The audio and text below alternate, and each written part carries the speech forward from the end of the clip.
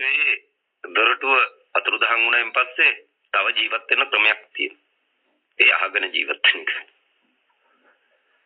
ආගන්න කෙනෙක් නෑ. මොකද්ද එකක් අතුරුදහන් වෙලා මේ ලෝකෙට. මොකද්ද එකක් අතුරුදහන් වෙලා මේ ලෝකෙට. මරණය කියන එක නම් තියෙනවා. ඒ වුණාට ඒට හැපැත්තට වෙනලා හිටගෙන ඉඳලා මැරිච්ච වුණත් ඉඳලා තියෙනවා මේ ලෝකෙට. මුලින්ම තථාගතවරුන්ට අත් දෙක එකතු කරන්න පුරුදු කරපු දවසේ ඉඳලා හොයන්නේ මේක වෙයි. මං මේ මගේ ගැන කියන එකක් වෙනවා. හොයන්නේ මේක වෙයි. පස්සේදී මේක සුරංගනා කතාවක් විහිළුවක් ආතබූත ප්‍රශ්නයක් වෙලා රට තුල පවතින බව තේරිලා නමුත් ඒකත් බොරුවක් වෙලා තිබුණට ඒකට එකතු අත් දෙක එකතු කරන්නයි කියලා තියෙනවා. කවදක හරි විසඳුමක් හම්බ වෙවි කියන තැනක් ආකාරයට එහෙම කියලා ගිහිල්ලා තියෙනවා. දොරටුව නැතුණාන් පස්සේ ඒ විෂය අතුරුදහන් වෙනවා කියලා කියන පරිනිර්වාණ විෂය අතුරුදහන් වෙනවා කියලා කියන. ඊට පස්සේ මරණයට බයේ ජීවත් වෙන මිනිස්සු බවට සත්‍යයටපත් වෙන්න සිද්ධ වෙනවා කියලා කියන.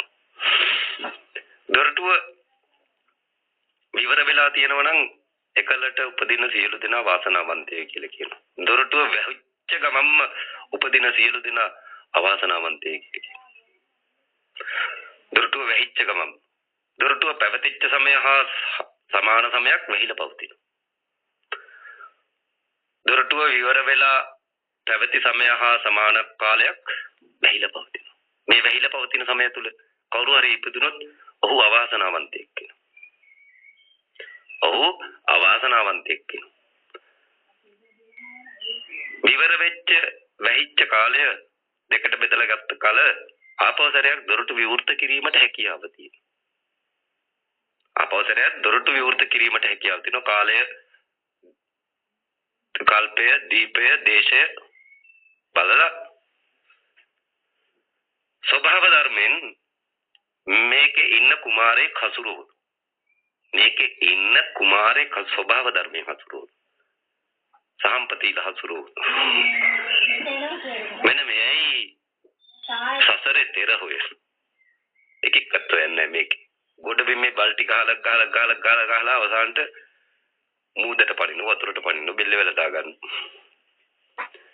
ණයගේ වා ගන්න බැරුව මියදෙන වයසට ගිහිල්ලා මියදෙන සෙල්ලම් කරන ගමන් මියදෙන හදිස්සි අවශ්‍යතාවයන් වලට වේගය වැඩි කොල්ල මියදෙන නමුත් එක්කෙනෙක් සසර තෙර හොයනවා සාම්පතිල උදව් කරු ඔහුට මාවත හරි ගස්සලා දෙන්න ඔයන්නේ එකම දේ නම් ඔහුට මාවත හරි ගස්සලා දෙන්න මව් කියන්නේ කවුද කියලා තේරුම් කරලා දෙන්න සයුර කියන්නේ මොකද්ද කියලා පෙන්නලා දෙන්න. තරක් හොයන්න ගියාට පස්සේ වෙන දේ ජාතක කතා වලට හේතු ගන්නලා කියන්න. සියලු භාෂාවත් සියලු වචන අවබෝධ කරලා දෙන්න. සයුර තරණය කරන්න යන නැව මගදී කඩන්නේ සහම්පති ලැබෙන. ඊට පස්සේ ලෑල්ල දෙන්නේ සහම්පති ලැබෙන. ඊට පස්සේ දින 7ක් පොඩ බිමක් හොයා පිනවන්නේ සහම්පති ලැබෙන. සහම්පති උදව් කරන්නේ මව් රැක ගන්න උත්සාහ කරන පුත්‍රයෙක් නිසා වෙන. ඒ කියන්නේ ආමග රැකගෙන මව් ගොඩින් තියා මරණයටපත් වුණාට ප්‍රශ්නයක් නැති වෙනවා. බැස්සේ සයුරට වෙන.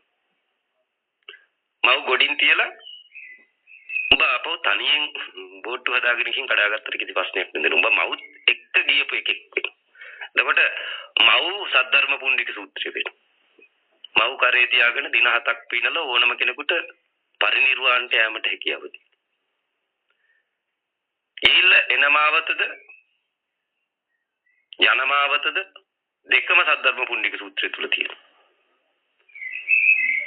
සත්‍යයට නැව් හදාගෙන තනි යන්නේ නැතුව ඔන්න ඔය දොරටුවෙන් ඇතුල් වෙලා වෙරළේ ඉඳගෙන සයුර තරණය කරන්නයි කියලා කියනවා.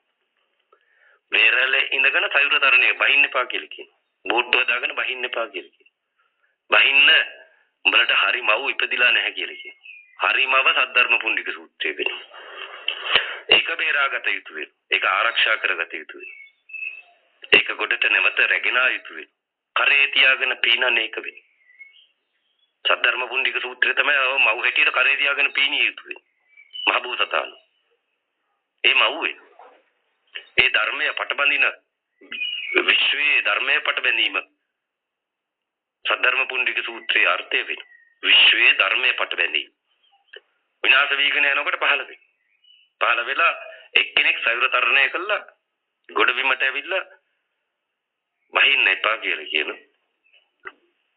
ශ්‍රවණයෙන් තරණය කරන්න කියලා කියන